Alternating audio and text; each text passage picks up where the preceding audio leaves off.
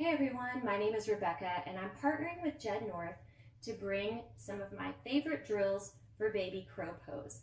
And so these drills are going to strengthen your hip flexors and really light up your core and allow you to find more ease in this arm balance. So we're going to start with a seated boat. So this is going to feel a lot like your baby crow, but you're just sitting up. So we're going to hug the thighs into the body.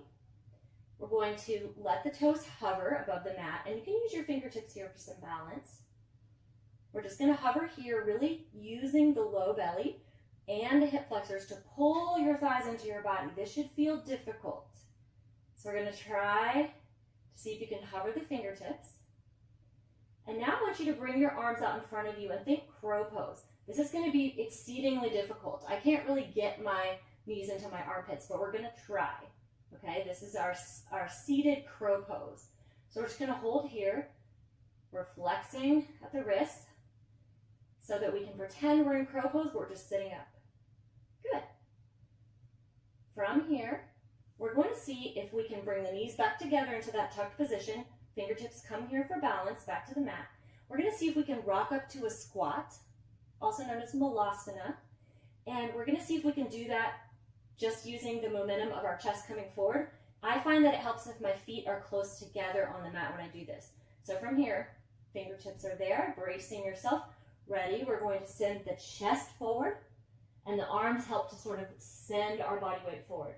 Again, sit back down, bottom comes first, feet lift, fingertips for balance. We're going to rock forward, bring the arms in front, feet come to the ground close together, close to your bottom, send the chest forward, squat. Few more reps of this, bent leg boat, rock forward, send the chest forward, sit down, get faster.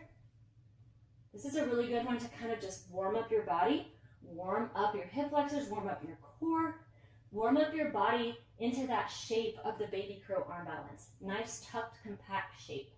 Good. Now we're going to stay in our squat. So I'm going to move back just a bit.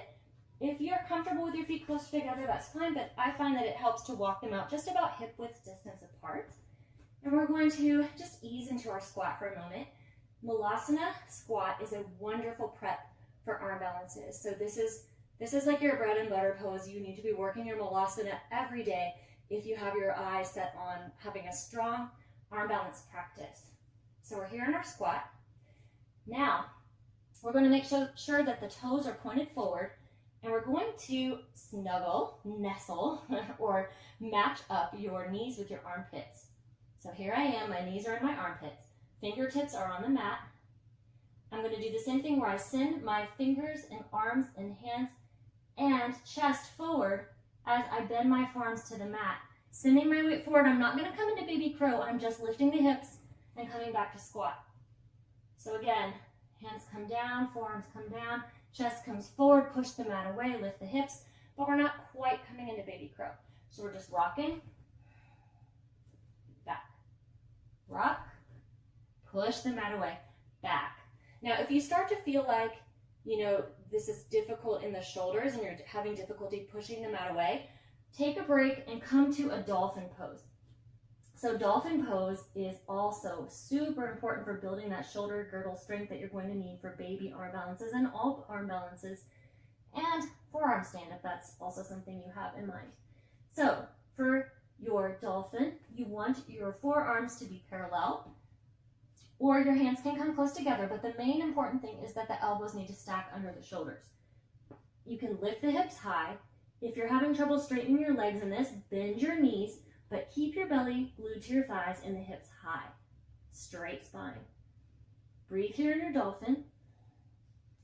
And this is where you can build your strength, working on short dolphin holds and then gradually increasing the time that you're holding dolphin, really pushing the mat away.